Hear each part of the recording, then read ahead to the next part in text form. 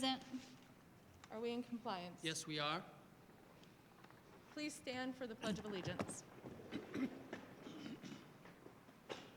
I pledge allegiance to the flag of the United States of America and to the republic for which it stands, one nation, under God, indivisible, with liberty and justice for all.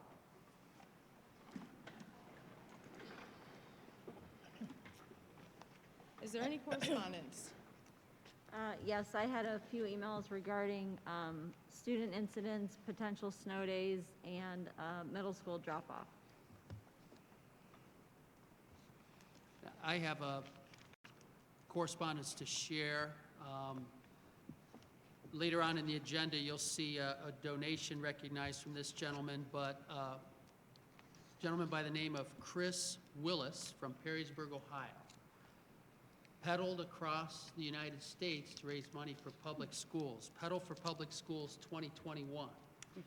So he sent this note with the donation explaining that in the summer of 2021, he rode his bike across the U.S. to raise awareness and money for public schools. Our district was one of 51 this effort supported, encloses a check for $200 to say thank you for all you do for children, families, and your community. So apparently, in his trek across the country, he stayed in 51 school districts, and ours was one of them. So each school district that he spent the night in, he made a donation. He raised over $10,000. And there was a lot of information. I was curious, so I just Googled Pedal for Public Schools 2021, could find out some information about him, including that it was a 57-day bicycle trek across the U.S. from Anacortes, Washington to Bar Harbor, Maine. He is an associate professor in the Bowling Green State University College of Education and Human Development, and his whole entire education was through public schools, including universities, right up to his doctorate, and his family has more than 300 years in public education. So I thought that would be interesting to share. Pretty neat, thank you. Yes, thanks. Are there any agenda modifications?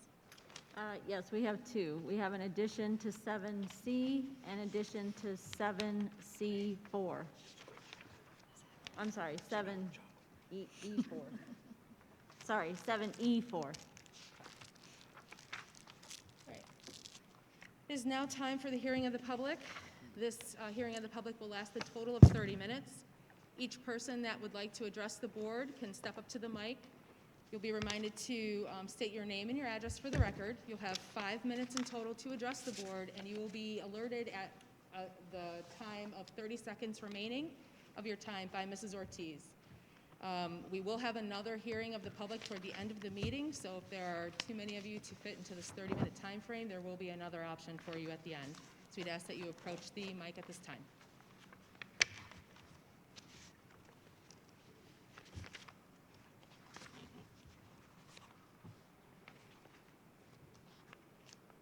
Hello, my name is Amy Wood. My address is 6624 West Maple in Geneva. I have 3 children that attend GPS Elementary, and I am here to discuss the issue of a school nurse and why the position has not been posted for that school. I have a son who is in 2nd grade who has glycogen storage disease type 0. This is a metabolic disease that affects the ability to store glycogen, which is glucose. The result of this is a risk of hypoglycemia, which is low blood sugar. Jacob needs to eat a protein every 3 to 4 hours, sometimes 2 to 3, in order to maintain through the day, which we do provide in his book bag. Why am I here explaining this to the board? Well, for a while this year, Jacob has been sent home 2 to 3 times a week. Some days low blood sugar, other days they tell me he has blood sugars, but they're not actual blood sugars. When I get to the school, sign him out, I bring him home, Jacob is completely fine. Other times I come to the school, I have had to ask for the cupboard to be unlocked so I can test his sugar, tell him to get his snack, and go back to class because he doesn't have anyone reminding him to get his snack. I'm having to call off of work to be able to come to the school every time to pick him up. Please do not mistake that if he is truly ill, we obviously have no problem coming to the school to get him. But if we had a school nurse, that would be a person to be able to gauge if he truly needs to be sent home. I truly believe this would benefit our school. We are adding more work to our teachers, janitors, secretaries, and staff. The staff is doing amazing. I have no ill will toward any of the staff. But we need somebody with medical background who can handle his situation. I have had someone from the school tell me maybe he was being sent home because people were afraid to do the wrong thing. I'm sorry, but if you had a child that has what my child has, I would rather you tried to do the wrong thing than him being sent home and not getting a good education. He is often so much from school that I have physicians telling me that we need to have a nurse at that school because he's missing too much school. Jacob has an entire team at Cleveland Clinic which has wrote out plans, and they have been given to the school both years. Let me ask another question because we do not have a nurse. What happens when someone gets the call because somebody was afraid to do something wrong? What happens? Who's liable at that point? Who takes that responsibility? I understand short-staffed. I understand that the school is doing their best. I understand that we are relying on other staff, but we cannot ask them to do another full-time job of a nurse. We need to have a nurse in our district. I have taught my son very well to know how to use his equipment and to listen to his body, and by no means are we perfect. But I need to be able to know that when I am sending him to school, he is being taken care of properly. I did not come here to harp, but we need to do better and harder for our search in a school nurse. I don't understand why this position has not been posted. Are we going to post and fill it, or is it going to be before a child is suffering the repercussions and it is too late? I want to be called, but my goal is to keep my children in school. They had a very hard time during the first round of coronavirus, and I need them to be in school and getting the education that they deserve. This issue needs to be taken care of. I appreciate you guys letting me speak to you, but we really, really need this to be top priority and to get these children someone to take care of them and not put it on the teachers to have to do that job. Thank you. Thank you.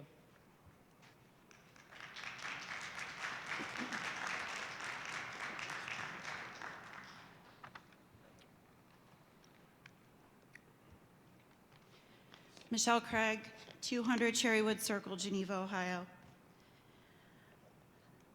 Questions asked of this board are never answered with thorough answers, so I'm not going to waste my time asking any. Instead, I'm going to take a few minutes to talk about bullying by adults. I will start with saying I am not afraid.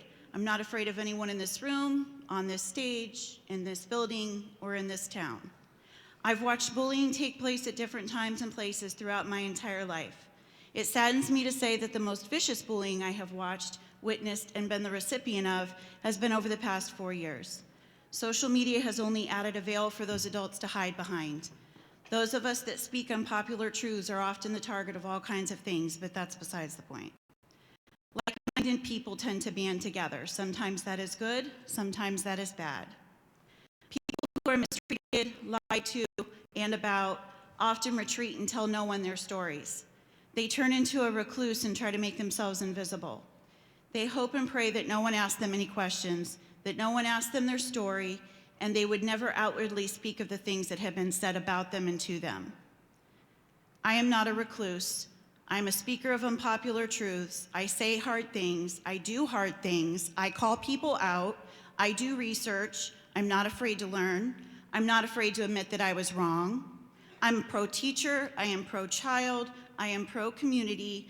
I am a daughter, a wife, a mother, a teacher, and I will not quit. I will continue to shine the brightest light that I can find on this school board and superintendent until this community gets the answers that it deserves. Bullies hide behind fake profiles on social media. Bullies intimidate people that they feel are lower than them. Bullies scream and yell over others when they don't get their way. Bullies hide in groups because they are cowards and cannot act alone. They have to have a cheering section. Bullies do not know how to lead. Bullies do not know how to delegate. Bullies do not know how to be part of a team. Bullies lie. The saddest of all of this is that bullies are broken.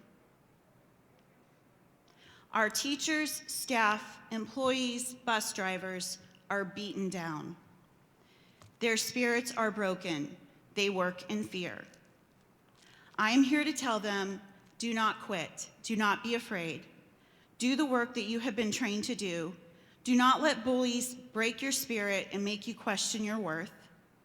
As a graduate of this school district, I am questioning why we moved our family back to this town.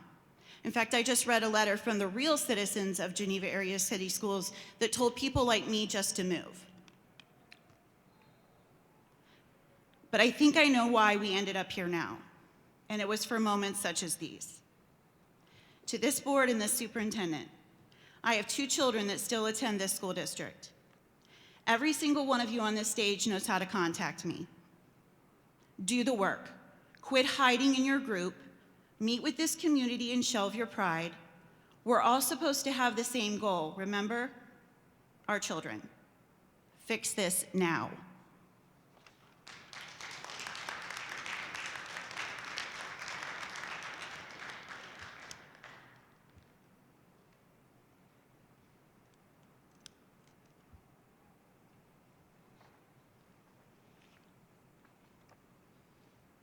Okay, we will move on to the presentation of the 22-23 draft calendars. So I met with the other superintendents in the county to discuss the calendar and dates.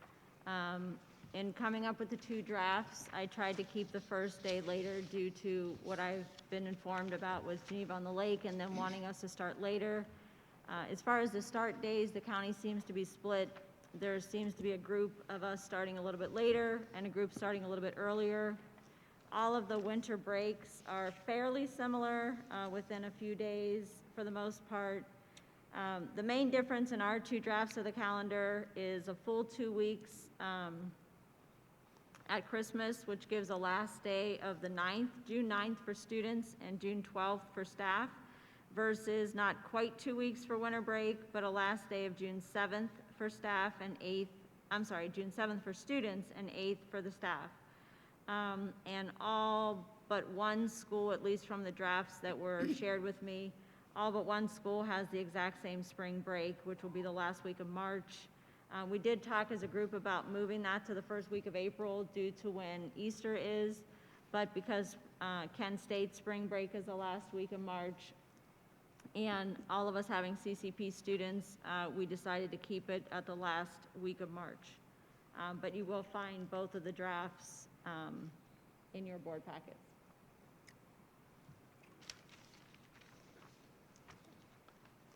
Thank you. Is there a motion to approve the meeting minutes? Moved. Second. Any discussion? Roll call, please. Mr. Arndt? Yes. Ms. Fisher? Yes. Mrs. Metzler? Yes. Mrs. Milliken Dixon? Yes. Mrs. Ortiz? Yes. Is there a motion for the treasurer's financial report? Move. Second. Is there any discussion? I just wanted to point out that on the treasurer's financial report, there's still former classes on here for their class funds. They are working towards maybe a group united front on that, but they haven't spent their money, and that's why their money is still with us. Any other? I wanted to update the board on a couple things. First, the school district income tax receipts. At the end of January, we just received our, what would be the 4th quarter calendar year collection for October, November, and December. It would be the 3rd quarter of our fiscal year. That collection came in at $949,298.71 that was receipted into our general fund. When we look at the first 3 quarters of our forecast, we had $2,810,965 forecasted. The actual through the first 3 quarters of the fiscal year is $2,873,792, which is to the plus of $62,827, or a little over 2.2%. If we compare it to last year, fiscal year '21, We received $2,621,199, so that was $252,593 more, or an 8.986% increase, almost 9% increase over last year. So that continues to increase a little bit.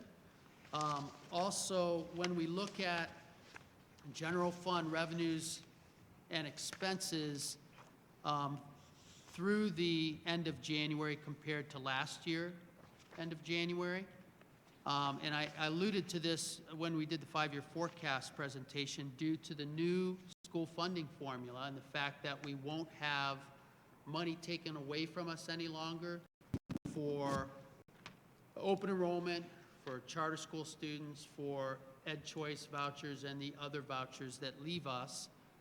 Our expenditures should decrease and our revenue should increase a little bit because everybody's being direct funded. So some things change. For instance, the open enrollment that we had coming in on all other line on the five-year forecast, that will decrease because we won't see that money coming in. Instead, they'll be coming in as funded students directly.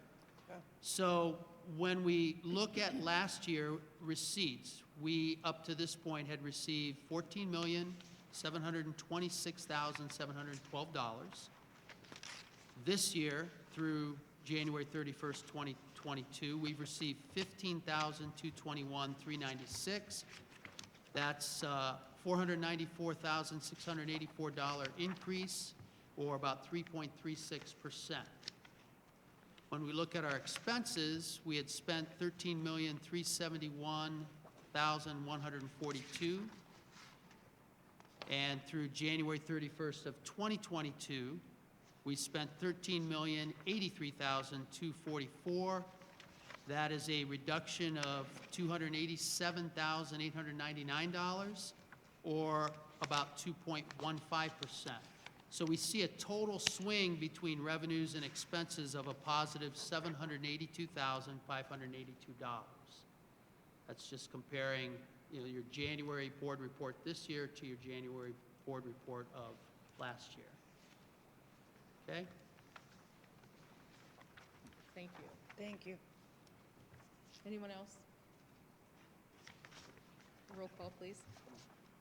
Ms. Fisher? Yes. Mrs. Metzler? Yes. Mrs. Milliken Dixon? Yes. Mrs. Ortiz? Yes. And Mr. Arndt? Yes. Is there a motion for the approval of invoices? So moved. Second. Any discussion?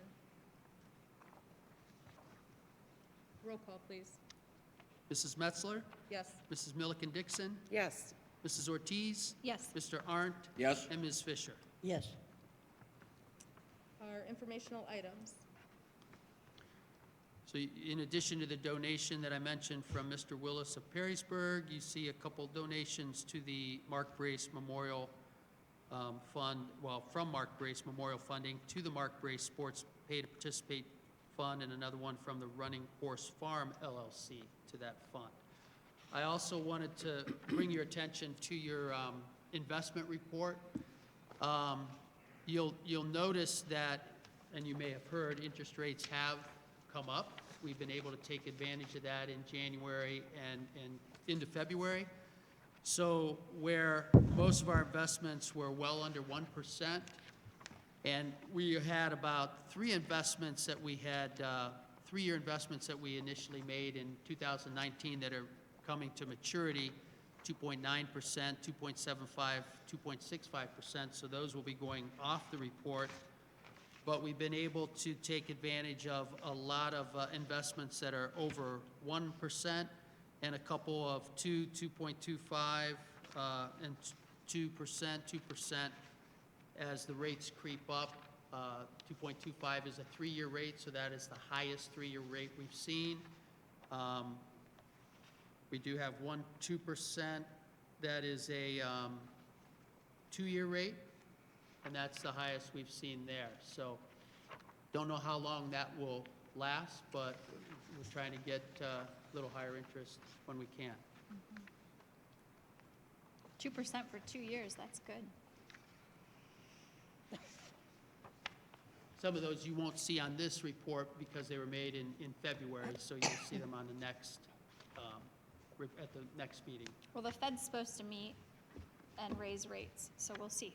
Yeah, they said possibly, 5 or 6 times this calendar year. Thank you, Mr. Lillie. Our legislative report, Mrs. Dixon. Thank you, Mrs. Metzler. Good evening, everybody. Okay, let's start with House Bill 126.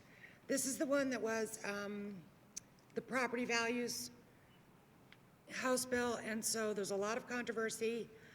It's a bill that would prohibit school districts from filing initial complaints challenging a property's assessed value. As passed by the Senate, the House did not place the bill on the calendar for a concurrence vote. The Ohio School Board's position is that boards of election are locally elected officials who deserve the right to protect the interests of the communities they serve and to ensure all taxpayers are treated fairly. Also, that all school districts rely on property taxes for their operation and support of their students and schools, and they should have the ability to advocate for accurate values on which those revenues are based. Now, that's the Ohio School Board Association's position on it. Today, the House met to consider bills that are in the same status as this one, which could include a concurrence vote, but the session began at 1 o'clock and I don't know what happened. So I wanted to tell you that I'm on it as of today, but I don't have the results of that yet. If the bill was not brought up for a vote, it can be at any future time, but there's no rule about when that could be. So it could just linger in committee forever, or it could be an actual bill that comes to fruition, and then we'll change the way that some of the school funding, the property taxes works. Okay. House Bill 501 authorizes school district to levy property taxes for school resource officers, among other changes. That's just a little blip in that one. Doesn't really relate to the other thing about property taxes, but just that we're allowed to use taxes as an allocation thing. Kevin's probably more versed in it than I am. House Bill 82. This is the one about the school report cards and their amending and the changes that are going on there. So we're amending the rules about the gap closing and early literacy components of the Ohio school report cards. The rule regarding other graded components is being rescinded because the provisions in the rule are being reallocated to other rules in the chapter or are no longer relevant. So some of the changes are substantial and some of them are just sort of logistic. The legislature is to amend the rules regarding the achievement, graduation, and preparedness for success. And what they mean by that is college, career, workforce, and military readiness. All 4 of those fall under that success category. The State Board of Education's Performance and Impact Committee is developing new rules for the state report card. The rules will establish cut scores, component descriptions, and rating descriptions for each of the components and for the overall rating. It's a response to the bill that they're changing their rules. So the State Board of Education works to set the cut scores. Committee members must factor in the 50% rating rule. This requires no more than half of the district's buildings to earn the same performance rating at any component or overall rating. And that was confusing to me. I had to do some research on that. So what that means essentially is that half of the schools have to meet their goal that was set by the district in order for the new rules to apply. If anyone has any questions, you can ask me. It's pretty complicated, but I can work on trying to explain it. And those components are achievement, progress, early literacy, graduation, gap closing, and overall. Okay. I have an update on Senate Bill 1. That's the one that had loosened up the restrictions on substitute teachers and hiring. So the bill allowing for lessening of the hiring requirements for substitute teachers was designed to be an emergency measure that expires at the end of this school year. There's no official word yet as to whether the Senate is planning a similar bill next year. So it was designed to be just a stopgap right now because we're so short of substitute teachers. And so there's some buzz in the House and in the Senate about another one for next school year, but there's nothing official yet.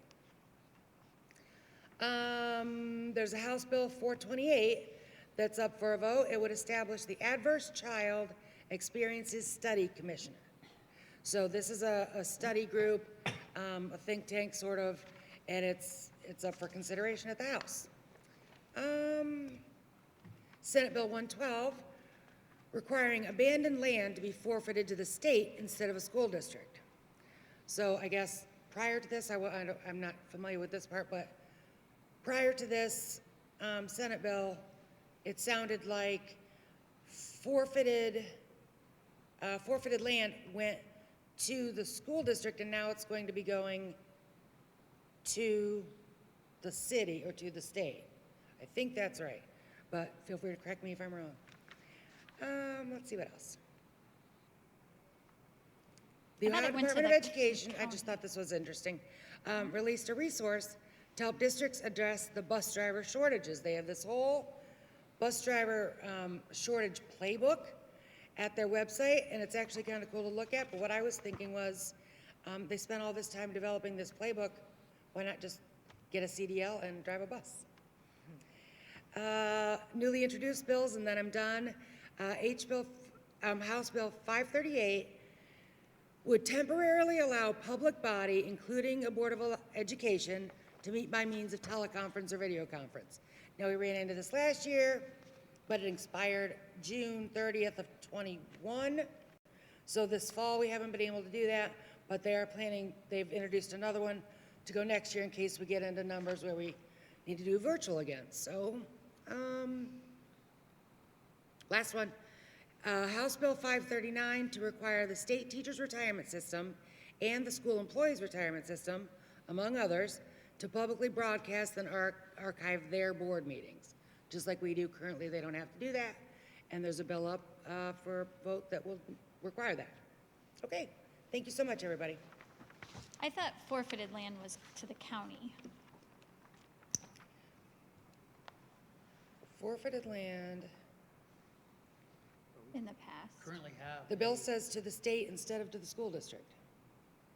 Never received any forfeited or abandoned property, and currently in the county, they have the Asheville County Land Bank that has been very active in turning over properties that have been forfeited. Okay.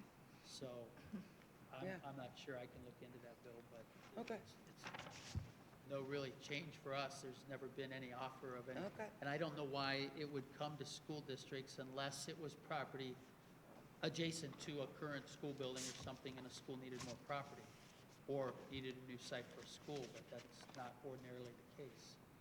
We've never received any though, No. right? Okay. Never. It could be that it applies to some districts, that some areas are doing that, or, and so they just did it statewide, I'm not sure. Okay. But yeah, I didn't know, that's a good question, thanks. Thank Mrs. you. Ortiz. You are welcome. Thank you. Our ATEC report from Ms. Fisher? Yes, the placement letters for next year will be going out this week.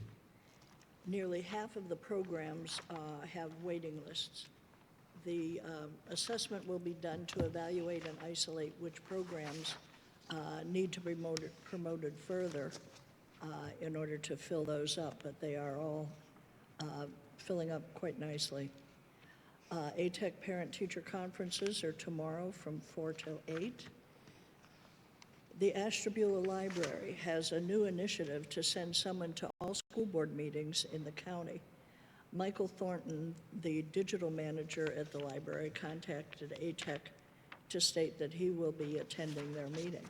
Hopefully, we'll be seeing him at our meeting on Monday. Senior Alex Kennedy was recognized in Columbus at the Career and Technical and Adult Education Legislative Seminar. He was honored as a presidential scholar, one of only 5 from the state of Ohio. And finally, ATEC for the first time participated in the Quiz Bowl, which was held at Geneva last week. I did not get any results, but from what I've heard, it was a good practice round.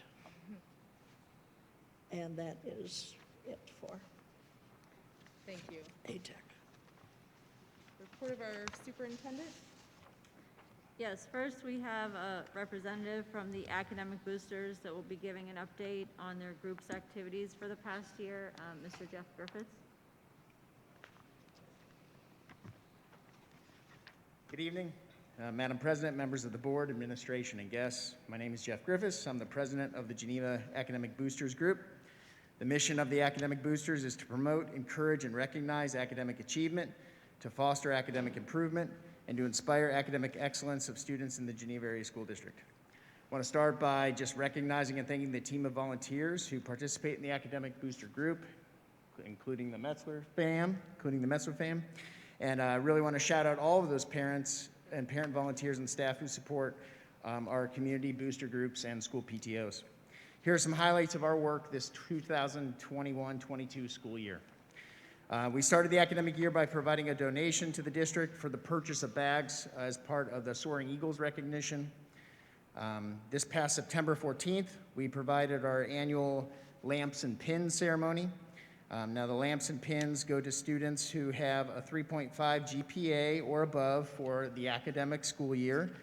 They get a lamp the first year that they're recognized and a pin in subsequent years to wear on their jackets or display. Thank you to those board members who participated in that distribution and staff. Students were joined by an alumni, Danny Hubler, who provided an inspiring message for the group.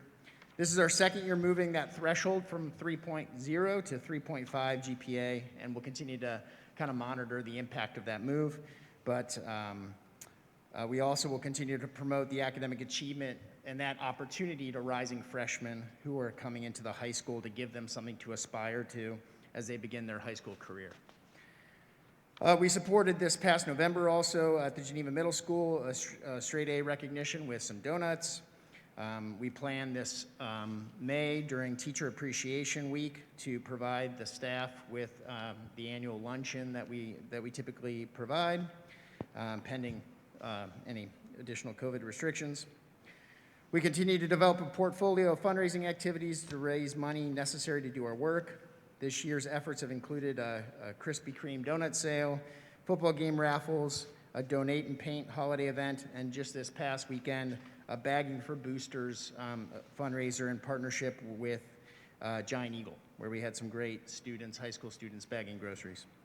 We hope to continue these efforts in future years.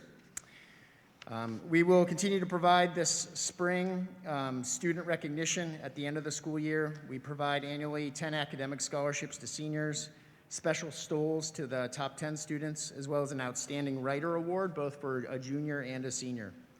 Finally, we continue to be a pass-through for various scholarship opportunities, including the annual Spirit of Geneva Award, which is given to us through the Cleveland Foundation and an alumni.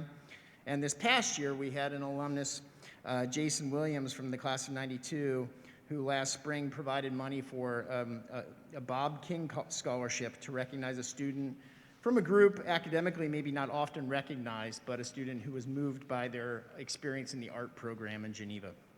So again, we hope to continue to be that pass-through and that opportunity to launch more scholarship opportunities for students.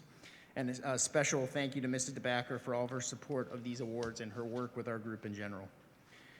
Finally, our annual Geneva Adult Spelling Bee is coming back, hopefully this Saturday, April 23rd at 7 p.m. at the GHS Auditorium.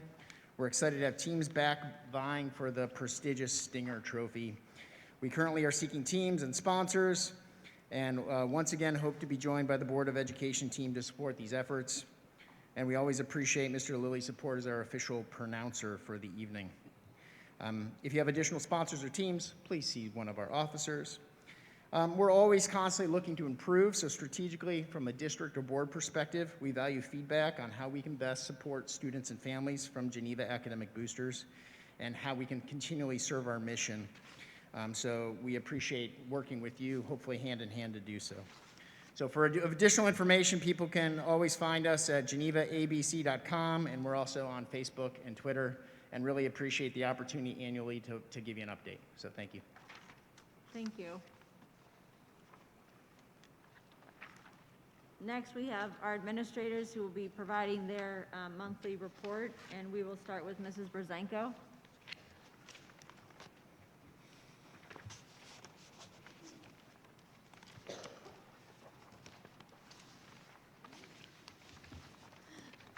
Good evening. At Austinberg, there's a lot going on this month. We celebrated Groundhog's Day, Black History Month, the 100th day of school, Valentine's Day, and Kindness Week. Each event had many great lessons that the teachers created. I would like to thank teachers for all their effort in making all these events meaningful and special for the students.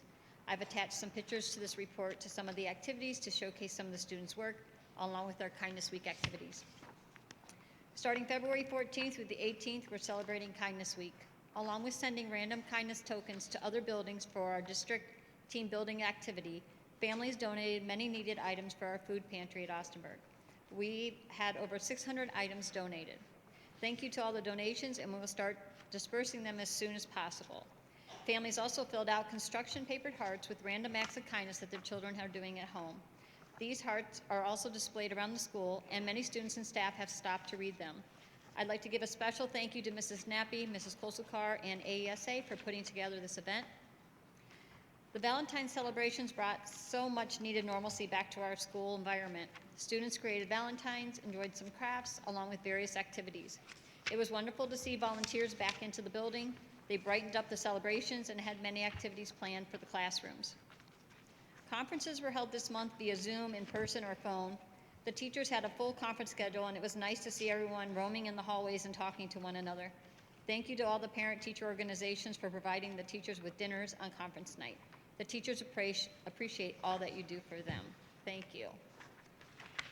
Do you want me to do Julie's one? Yes, she will also be reporting for Ms. Guston this month as well. Yeah. Sorry she could not be here tonight. She would like to highlight some of her honor and merit counts. For the second 9 week in grade 3, she had 19 honor roll and 18 merit roll. Grade 4, she had 9 honor roll and 23 merit roll. Grade 5, she had 11 honor roll and 14 merit roll.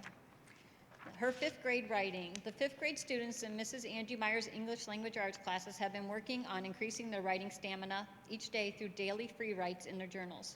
The classes have discussed and used rubrics to self-check their assignments, and the students have been writing informational text by doing group projects on a topic of their choice, as well as writing a biography on a president. Both of these assignments are displayed in the hallway to see. They're also doing vowel surgery in Mrs. Fouts and Miss Gurley's kindergarten classes. Students were told they were going to perform vowel surgery. The classroom was set up to look like surgical tables. A kinder hospital sign was outside the classroom door and in the classrooms, and a heart monitor was streaming on the smartboard. A discussion was held regarding how doctors dress for surgery, so the students dressed up just like them to participate in the event. Each student was given a patient chart with a label on the front with Dr. whatever their student name was. In the chart were 5 different patients that matched the patients on the table. Tables had 5 different patients with CVC words, consonant, vowel, consonant words, on each table that were missing the vowel. The vowels were on the silver surgical trays, and the students used tweezers so they wouldn't get magical blood on them to place the correct vowel on each picture. Students worked in groups to complete the pictures, and once the pictures were completed, they recorded their answers on the appropriate patient chart.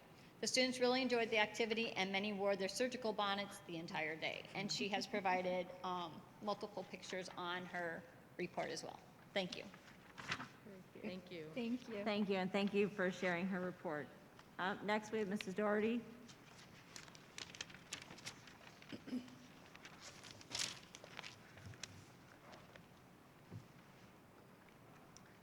Good evening. I'll have to talk to Mrs. Guston about, we'll add that to our career activities that we're doing as well, their surgery. So it's good to hear those things.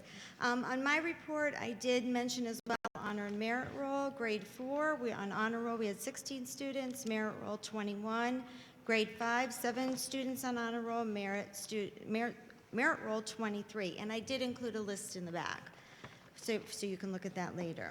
We are continuing with our extended learning program, and I am happy to announce that we do have 3 teachers now, thanks to Mrs. Sunderland. I know I saw her here earlier, so she's decided to help Mr. Batista and Mrs. Bowser as well, which is nice because then we can spread the kids out, and the smaller groups, the better. And we are focusing on 3rd grade, extended writing, preparing for the state tests coming up. For some of our community news, I did mention the snowman contest, Mrs. Kirk's class. They designed and decorated the snowman all on their own. She just went and got the cutout and brought it down. And so if you want to see their display, it's by Broadway Antiques. I did include a picture as well. They completed the project on their own, like I just said, and they had to learn how to work together as a team. We also were visited again each year by the Rotary, Geneva Rotary. We do appreciate it. They always bring our third grade students dictionaries, and I every year ask the kids, the older kids, if they have theirs still, and they always say yes. And they have come in handy with some of our writing projects, because a goal of ours is writing and to improve our writing and our stamina. So they do have them in their desks, some of them said. Third grade has been working on correct punctuation when writing friendly and formal letters in language arts class. They are reinforcing these real-life skills through writing thank you letters to the Geneva Rotary Club, thanking them for the dictionaries. So we do appreciate that tradition. It is turning into a tradition. Then in the classroom, we also celebrated 100 days. Our kindergarten and first grade students celebrated the 100th day, and they experienced many activities involving the number 100. It was a fun day. They also dressed up by mimicking what they would look like at 100 years old. And some of them did say that they were going to dress up really old and they were going to be 50. So, yeah. So, they are dressed up like they're 100. It's cute. They're so fun. So, we appreciate our kindergarten and first grade teachers for taking the time to do that. And we are also in the midst of Kindness Week. We are currently celebrating Kindness Week, having Kindness Spirit Week theme day, and we're also doing kindness trivia questions during the morning announcement. The recurring lesson is to be mindful of how simple it can be to spread kindness. And I did want to put some shout outs out here for our kids. Miss Kendra Taylor, she did win the second attendant Young Miss Winterfest, so great for her. Our fourth grade Geneva boys basketball team for winning the championship from Cork, Nolan Fobel, Gannon Parker, Carson Haydock, and Carter Haydock. And then Geneva Wrestlers All-Star Tournament, Jackson Martin, Gianni Ruth, Gil Holodniak, Ethan Vance, Bella Toth, and at sectionals, Vaughn Holodniak and Jakari Ruth. So we do like to announce that for them. They're very proud of their athletic achievements as well. So thank you all. Thank you.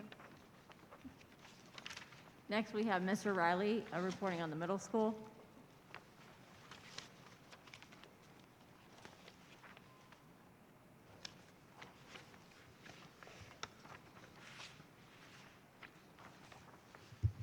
Good evening, everyone. We've got a great group of parents at the middle school, and this year they have started, we've worked really hard to get a parent booster group going. And their latest endeavor was a Scholastic Book Fair, which ran this week. It has been a steady stream of students coming in throughout the course of the day. And tonight for parent-teacher conferences, they were also very pleased as they opened it up, and there was a steady stream of families coming in into the purchase of books. So I couldn't be more excited about the parent booster group that we're trying to get going. This was their first endeavor, and it seems like it was a success. So we look forward to continuing that moving forward. Last week was School Counseling Week. The American School Counselor Association take that time to recognize school counselors for all the hard work that they do throughout the course of the year. The theme this year was School Counseling Better Together, and I know that Mrs. George works very closely with not only our students and our families, but our staff, some of the community agencies that are out there in our area, and just does a phenomenal job. So we took some time last week to recognize her and her efforts throughout the entire week. We did notice about a couple weeks ago, that since those major snows kind of hit, that there's been an awful lot of more traffic pulling into the drive in the morning. Sometimes the parents have been driving them, and the traffic has been backed up all the way to Sherman, all the way up Sherman Street, all the way to 84, and around the corner. So what we did was we brought a couple more staff members outside, including myself in the morning hours, and we are directing the traffic now all the way down the entire front row, or the front loop, I suppose, of the building. Students can come in now, instead of just the main doors, they can come into the main door and the door that's closest to Sherman Street. It's worked out really well over the first 4 or 5 days that we've done it. I think the long conditions, the longer driving times were, and the backup was more parents are driving, the colder weather, the snowy weather. They were taking their time pulling out onto Sherman Street because of the high snow banks. They were doing a great job coming in. We just wanted to get them off the streets a little quicker. I'm pleased to say that I kind of go out there and time it in the morning. Used to be about 7:28, all the cars were off of Sherman Street. Last couple days, 7:22 in the morning. So traffic is certainly getting much better, and we're going to keep our efforts going along with that as we kind of move forward. I listed the state testing dates for the middle school. Those have been communicated out to our families and also our students and staff already. We're doing a few things to get ready for it, and I've listed them there. We're doing currently the Restart Readiness Benchmark assessments, a couple of modules for that. We're working on an AIR boot camp where our teachers are going to bring students that they believe are right on the cusp or the bubble maybe of passing that test, and they're going to work with them. They know their standards. They know what the students are struggling with. They're going to kind of work with them on that. Obviously, still the extended learning program, and we are reviewing data as we've done throughout the course of the year. Leah McMichael was our Geneva Spelling Bee champ. She made it into the 5th round, but unfortunately went out on the word bantling. So she did a great job, and look forward to her. She was only a 7th grader, so perhaps next year she will be a repeat participant up that way.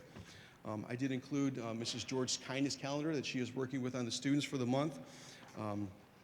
Some information also in there about the teacher-based team discussions. We have adjusted our bell schedule the 1st and the 3rd Tuesday of the month to allow our teachers to have some more time to look at data, talk about instructional strategies, and that has worked out very, very well thus far. We've done it so far in the month of February. Again, as I usually do, the enrollment projections are there. And just a quick shout out, using one of my colleagues' terminologies there, Sophia LeBron, 6th grade, she had to write an essay, and it was submitted to the Young Writers Association, and she won. Her essay is actually going to be published, I should say, in one of their upcoming journals. So it had to be 100 words or less on the topic that was given, and so kudos to her and Mrs. Junker for doing that. And as always, staff acknowledgement. I'd like to kind of recognize Brian Odell this year. He is our 8th grade math and algebra teacher. He is a member of the building leadership team, and he has taken to heart all of this new data that we have been presenting with him, and he's made some changes in instructional style and his instructional efforts to meet the needs of the students. He's also a basketball coach, track coach, so he is oftentimes there very early in the morning, there very late at night, and he will even stay until the last student is picked up, and if there's even an injury, he will make sure he goes to the hospital to visit that student while their parents are there as well. So kudos out to him and the entire staff at the middle school. So thank you very much, appreciate it. Thank you. Thank you. Thank you. Next, we have Mr. Weatherholt reporting for the high school.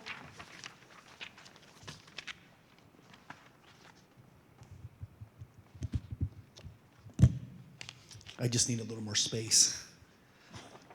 Too many papers.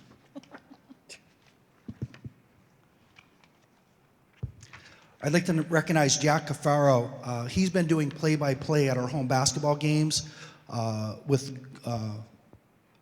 play-to-play with 404 in goal. It's pretty exciting. So when he's doing those games, they repost it on our YouTube channel and our account. So congratulations to Jack. What a great job he's doing recognizing his fellow students. The art class has been working with Mrs. Metzler and Mr. Santiago. They painted a bunch of snow persons, I called them, to be politically correct. You can see that downtown area of Geneva is decorated with a bunch of snowmen. That's thanks to our art classes, 6 of our art classes. So thank you to the art classes, and thank you to Gina Monahan. Great job. PBIC, if you walked into the building this morning or this afternoon to come to the board meeting, you've probably seen that our TVs actually were up and running. That's been a few years going. Mr. McCoy and I went to South High School and saw theirs were running, and we asked them how they did it. So they told us how they created a secure network, and we now have ours up and running finally after a couple years and multiple different technology issues. They are up and running. So I wanted to thank the PBIC class who are creating the slideshows and that are being played in the cafeteria. This is a great way to allow us to keep our students informed on a day-to-day basis during lunch, during study halls. There's quick shout-outs up there. Quick, do you know about your teachers and facts about teachers and just things going on in the school. So thank you to the PBIS class.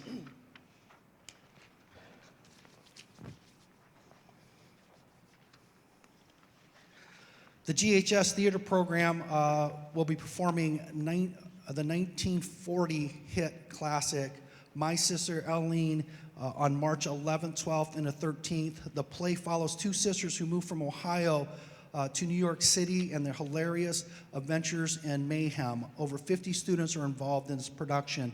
If you have nothing better to do, come out and watch the kids. It's a great play. Good luck to the theater program.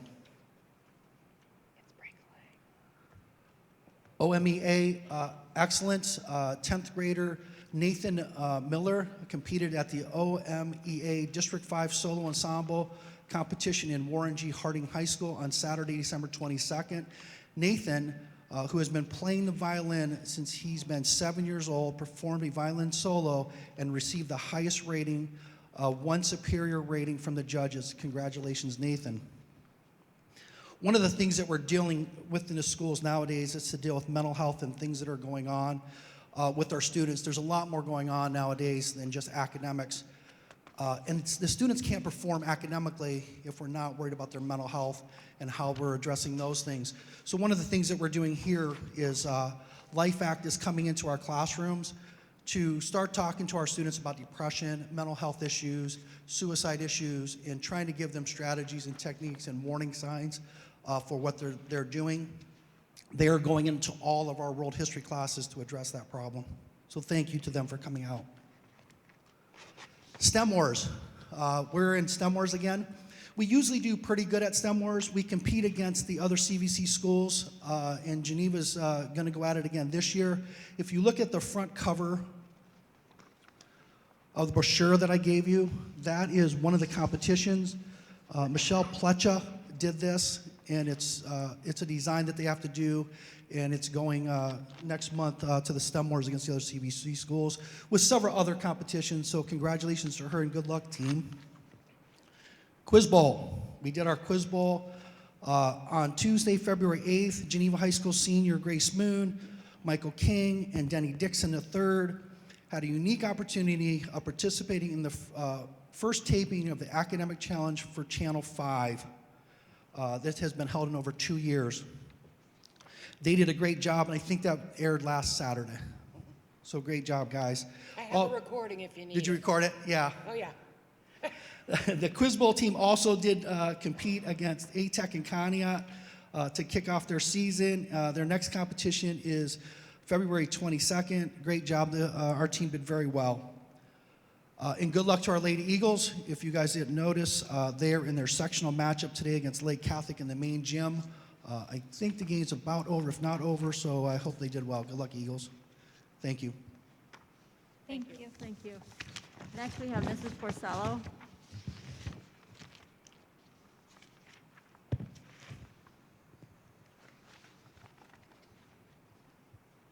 Good evening. On January 21st, when the staff had their waiver day, I was able to have special sessions with the intervention specialist.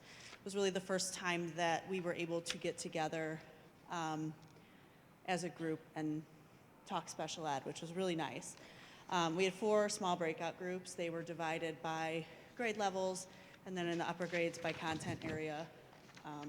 So we were able to discuss during that time things that were new in the department, a little bit different than what they used to be, and things that were continued that we just need to really improve a little bit on.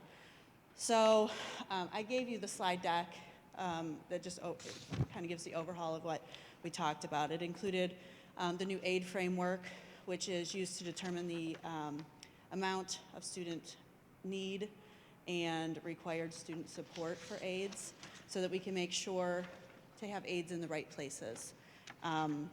It also can be used to create a plan for aids so that if there's a substitute, they know what they're supposed to do with a student. It really lays out hour by hour, class by class, what an aide should be doing with any particular student at any time. It also helps to facilitate some communication between the staff members and all the different stakeholders in that student's education. We talked about progress reporting and how the progress report should look to make it easy to read for parents and easily understood. We talked about, in same goal, there's some tools that most people don't know are there. They're just buttons and you're afraid to push buttons when you're working on such a document. So I went over some of them. The one that we focused on most was one that jumps to any errors. So there's lots of little clicks that you have to do when you're writing an IEP. And sometimes you forget to click whether you've put on an objective or a benchmark. And by using the jump to errors button, it would take you directly there and say, hey, you forgot to click a box here. Go back and look at it. We talked about what information needs to be put into a present level of performance, which is just one of the parts of an IEP, and how to make sure that you've collected the right information in order to create a goal that makes sense to the student's needs. We talked about goal writing criteria, and also the expectations of maintaining student data for years so that you make sure that you have what you need when somebody asks for it. So all in all, it was a really good experience, and I got some great feedback from it. Thank you. Thank you. Next, we have Mr. Liebert.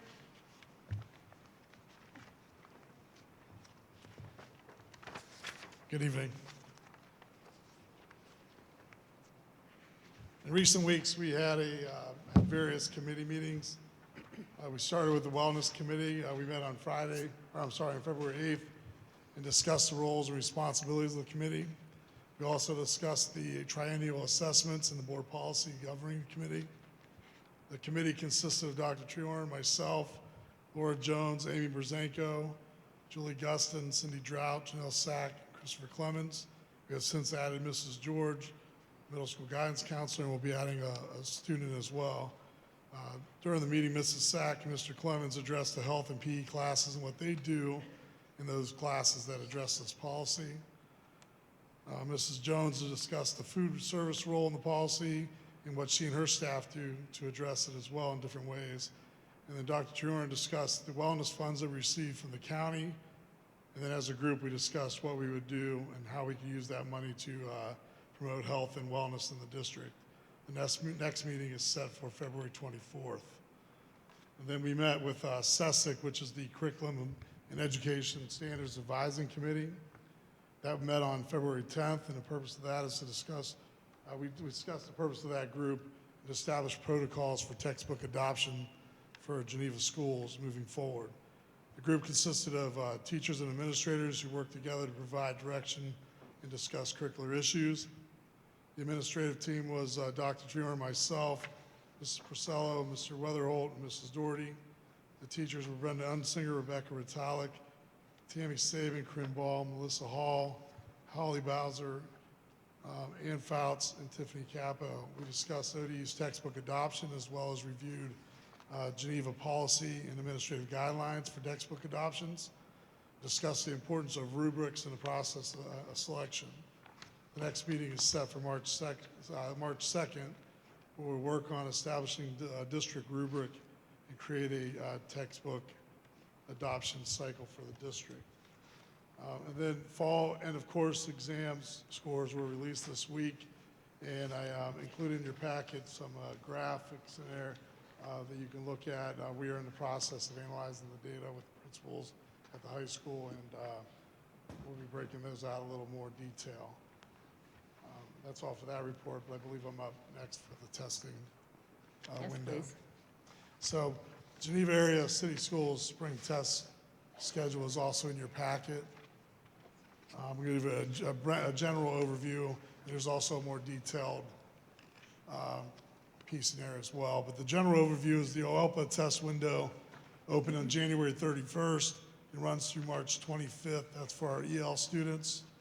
The alternative assessments for students with the most significant cognitive disabilities window starts on February 22nd, runs through April 15th.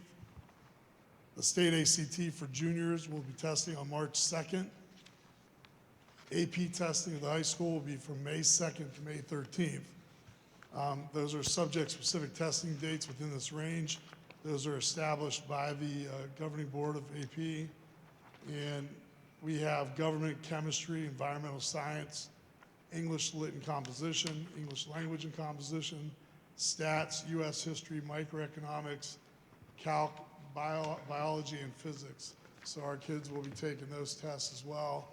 And hopefully do well enough to earn college credits. If you get a 3, 4, or 5 in those tests, you can receive some college credits depending on what schools you go to, and how that works out.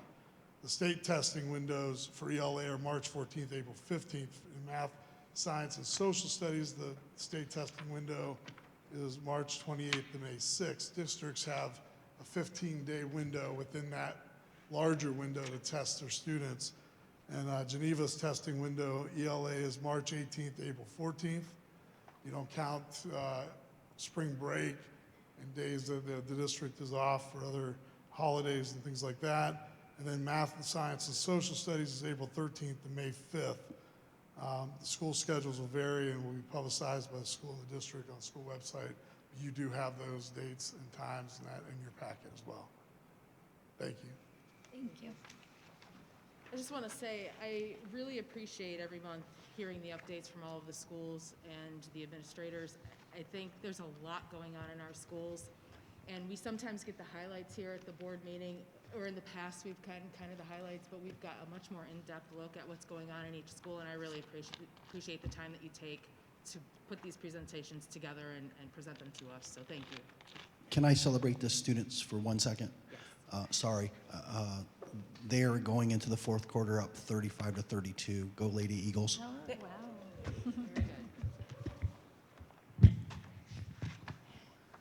Okay.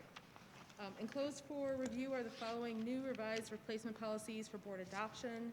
Policy numbers are listed. There's no action to be taken on those at this time. They are for review. Any questions about that? No questions. Just to note again, this is just the first reading of these. With our sort of planned scheduled Neola updates. The addition, I believe, is the 8510, which is our wellness policy. And that was something that when our wellness committee met, we were looking at and wanted to make some revisions to some of the items. So that one's included as well for a update for first reading.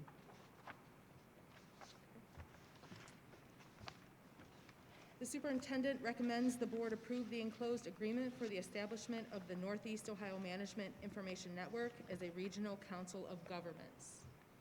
We'll need a motion for that. So moved. I'll second. Any discussion? I have some comments that were sent to me. So Neoman is changing from a consortium to a COG. I'm told that there would be no added cost to the district, and we will not see a change in our services. And some of the reasons that they had sent the consortium schools were that they felt COGS have the ability to provide services to non-K-12 governmental agencies, which could potentially offset costs, which would actually lower them for us if more people are utilizing them. There apparently has been a large push from the state auditor's office in the past few years to have any ITCs remaining as consortiums to convert over to COGS. I believe the number I was told was there are only about 4 left in the state that have not converted yet. And then lastly, another reason that was provided was that COGS have employment flexibility in regards to contracts that consortiums and school districts do not. So that would be a benefit as well. So it seemed like all good changes for making the transition. Any further discussion? Do we need a motion? Oh, I'm sorry. Roll call. Mrs. Milliken Dixon? Yes. Mrs. Ortiz? Yes. Mr. Arndt? Yes. Ms. Fisher? Yes. And Mrs. Metzler? Yes. The superintendent recommends the board approve the following resolution, approving agreement to reorganize the Northeast Ohio Management Information Network, NEOMAN, as a regional council of governments. Move. Second. Any discussion? Roll call, please. Mrs. Ortiz? Yes. Mr. Arndt? Yes. Ms. Fisher? Yes. Mrs. Metzler? Yes. And Mrs. Milliken Dixon? Yes. The superintendent recommends the following personnel actions for the 2021-2022 school year. So move. Second. Any discussion? Just, I guess, a comment again. I'm just happy to see that we're adding various subs to our list, which certainly will benefit us. Roll call, please. Mr. Arndt? Yes. Ms. Fisher? Yes. Mrs. Metzler? Yes. Mrs. Milliken Dixon, Yes. and Mrs. Ortiz. Yes. Can we move on to other? Dr. Treharn? Yes, so just to report, I know we were circling back around to questions from prior months. There were not any questions from the last board meeting, so I don't have anything to report for that.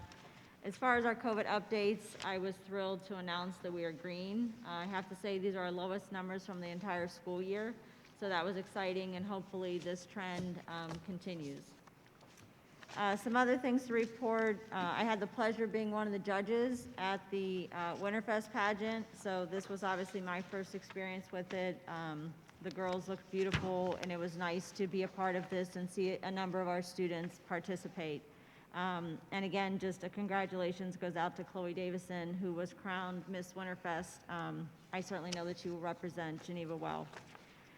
Also, just want to reiterate, I know that Mr. Riley already mentioned this, but again, to congratulate Leah McMichael. I also had the opportunity to go watch her at the county spelling bee and with Mr. Mollahan, and we sort of joked and said we're in big trouble for this adult spelling bee because some of their words were rough. We would have went down early. Speak for yourself. Yes, well, I will. I would have went down early. Through the school bus purchase program, our district has been awarded $90,000 to purchase and replace 2 buses, so obviously we will take advantage of that. I posted this already, but just want to again announce there is a free pop-up clinic at Lakeside High School on April 2nd and 3rd. They will be providing free dental, vision, and medical services. You don't have to bring ID. It's first come, first serve. And again, for more information, I posted the flyer on our website and social media. And that's the RAM program? Yes. The Remote Area Medical Program? Yes. Thank you. Our Soaring Eagles, if you recall, last month, because of the days off, I was not able to report on the January one, so I said I would report on both this month, so I will. So for January, at Austinberg, our Soaring Eagle was Sadie Nichols, who was chosen by Mrs. Waring. She wrote that Sadie's a wonderful role model in her classroom. She's very kind to others, follows directions, and uses good manners. During lessons, she listens and participates by raising her hand, completes her work, and always does her best, and she stated that it was a pleasure to have Sadie in her class. At Cork for January, Mrs. Ball chose 5th grader Johanna Alley. She said Johanna always puts 110% effort in all her classwork. She loves to read and is an expressive writer. She is respectful to all and one of the kindest souls in her 5th grade class. Her work is exemplary. She maintains a positive attitude at all times, works well in collaborative groups, and is a friend to all. She is a joy to have in her class. At GPS, Mrs. Charo chose 2nd grader Eli Moran and said that Eli is such an incredible example of a soaring eagle. She chose Eli because he is the most respectful and kind young man, motivated to do his absolute best as a student and a classmate. He's an outstanding helper and never complains. He stays positive and encourages others to do the same. Eli volunteers to help others, participates during class discussions, and is a PAX leader. I know he will continue to show the world his dedication to strive to reach his goals. Keep soaring, Eli. At the middle school for January, the soaring eagle was Grace Andrus, a 6th grader chosen by Mrs. Corlew. She said it's her great pleasure to recommend Grace. She's an outstanding young lady, both in and outside the classroom. She's dedicated, and thus far her grades have been exemplary. She is reliable, and her work is of high quality, and most importantly, she is kind. And lastly, for January at the high school, we had sophomore Nathan Rich, chosen by Mr. DePofi, who reported that Nathan does an outstanding job in his 5th period English 10 CP class. He appreciates Nathan's ability to adapt to any type of assignment, and his writing skills are impressive. He also feels that he has a respect to his peers and good relationships with them. He believes Nathan will excel in whatever he chooses to do once he graduates from Geneva High School. And then bringing us to February, back to Austinberg, we had 4th grader Connor Shantz, chosen by Mrs. Bucci. She wrote that Connor is a kind-hearted student who is extremely bright because he is constantly striving to be the best. He is wonderful at partner work because he is compassionate and understanding to those who might not grasp concepts the way that he does. His positive attitude and outlook on life makes him someone who anyone would like to be around. For all of those reasons, she chose Connor as her soaring eagle. Moving over to Cork, we had first grader Seth Bino, chosen by Mrs. Webb. She reported that Seth did not have any kindergarten experience in a classroom due to COVID and has joined his first grade peers amazingly.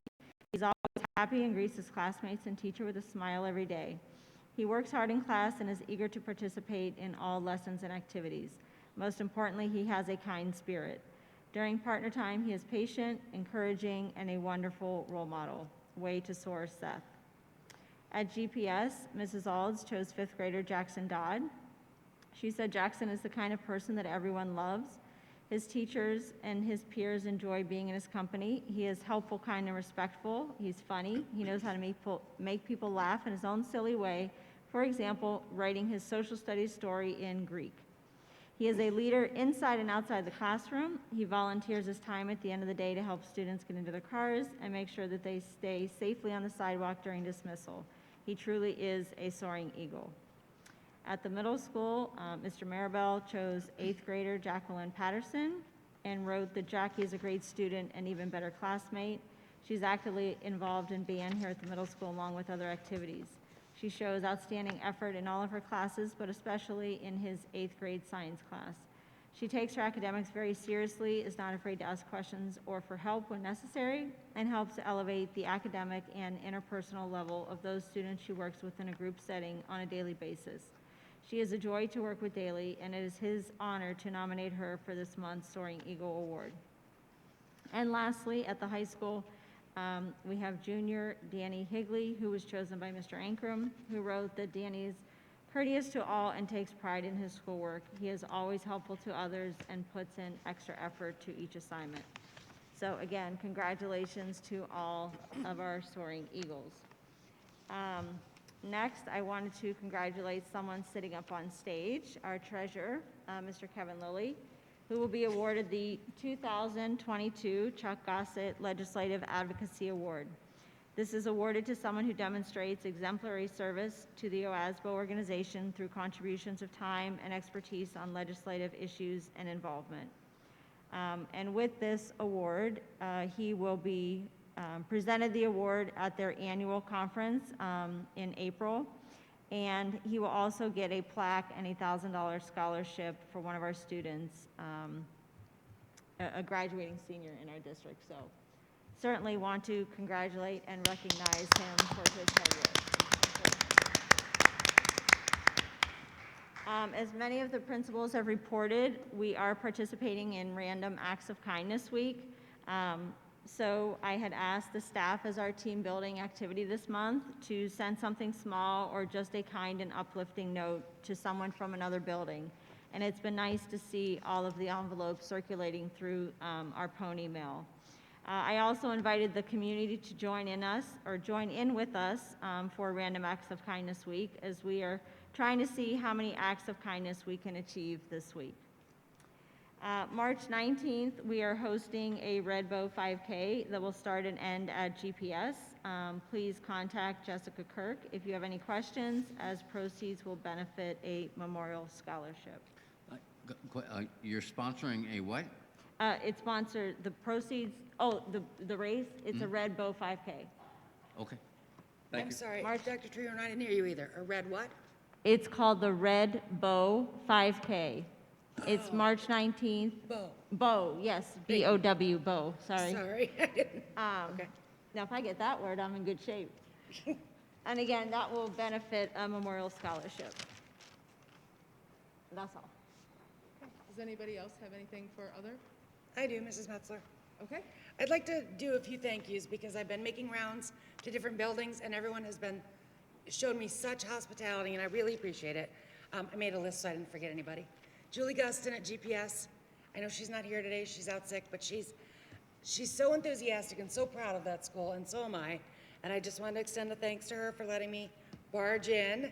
Also, Amy Brzanko at Austinberg. We had a great conversation and a great tour of the building, and everyone in there just seems full of light and full of excitement and enthusiasm, and I just loved it in that building. Mr. Riley and Mr. Mullihan welcomed me at the middle school, and we had a great talk and a great walk around. And I was really impressed by their dedication to keeping things child-centered, even at the middle school level, which is sometimes pretty challenging. Mr. Burgard walked me through what he does at IT. He said to me, anything that plugs in the district is what I'm in charge of, and so I said, good to know, because I don't like things that plug in. I met with Mr. Romvins over, who's the head of transportation and maintenance.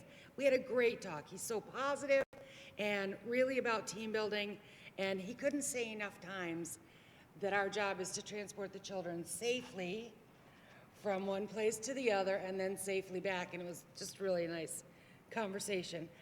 Missy Doherty at Cork. There were so many alums there, I thought I was at a reunion. And so we had a great time, and I got hugs and fist bumps as we were going down the hallways. And I just wanted to say thank you, everyone, for letting me in your buildings, for welcoming me onto the school board, and I work so forward to working with all of you. Thanks. Thank you. One more. Oh, thanks. So I have one more thing that I failed to add in my report, and I put some of these back by the agendas when you came in. If anyone needs more, please just send me an email and I'll send it to you. Just want to encourage anyone that has children from birth through age 5 to sign up for the free Ohio Governor's Imagination Library, which monthly you get a book selected for your child's age that they'll send you for free. So the information's on there for the website so that you can get registered. Again, it's all free. If you have children from birth to age 5, it's a great program to take advantage of. Thank you. Anyone else? Okay, well, I will wrap up the other with reporting on the couple of meetings that I had in January. I met with Ms. Porcello, the Director of Student Services, about mid-January, and I didn't know a lot about Mrs. Porcello, and I really didn't know a lot about special education or really what her position really directed her to do, because it is a new position to the district. So we spent a lot of time kind of going over what her roles and responsibilities are, and where she works, because she works between multiple buildings in our district. She comes to the district with 13 years of experience in special ed, so she has a lot of knowledge, and she's brought that to our district and has really kind of put some things in place to build on that knowledge and help out all of those that work in the special ed field in our schools.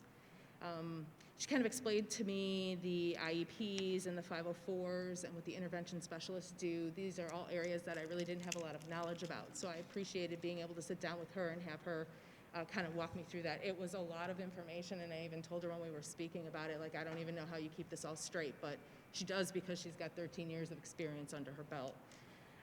And she does also work as a district PBIS coordinator, although the majority of her time is spent on special ed. That is another one of her responsibilities and one of the hats that she wears. So I appreciated being able to sit down with her. And she has a lot of crossover with Mr. Liebert, so he was the next person I sat down with in January, just kind of to see, because when he came into the role of assistant superintendent, that role kind of changed responsibilities, kind of split between those two positions, the assistant superintendent and the director of special ed. And one of his main things that he has been working on is building relationships within the schools with different sectors of, or different groups of people within our schools. Talked about, establishing teams, building leadership team, district leadership team, trying to bring more value to the routines that he would like to see set up and have everybody work on. Part of his job deals with federal grants and curriculum, and he talked a little bit about the curriculum meeting that he had. We spent some time talking about CCP requirements and what that program looks like in our schools, and so he had a lot of interesting insight into that for me. And he was talking, and we talked quite a bit about the gifted program and gifted testing and where we need to kind of go in our district and with regards to gifted students. So, and he does work very closely with Mrs. Porcello. They converse quite often. So I think between the two of them, they've kind of got all of that covered. They're making a lot of inroads, making a lot of improvements. And I just appreciate that, you know, they both spent the time to sit down and talk to me and kind of explain what they do. So, thank you. Okay, we move on to our second hearing of the public, another 30-minute time frame with 5 minutes for each speaker. We'd ask that you come to the mic and state your name and address for the record. And you will have that 5 minutes, and Mrs. Ortiz will let you know when you've reached 4 minutes and 30 seconds. Is there anyone that would like to speak?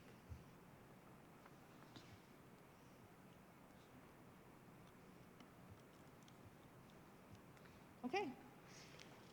All right, the superintendent recommends that the board hold an executive session to consider the appointment, employment, dismissal, discipline, promotion, demotion, or compensation of a public employee or official. I'll move.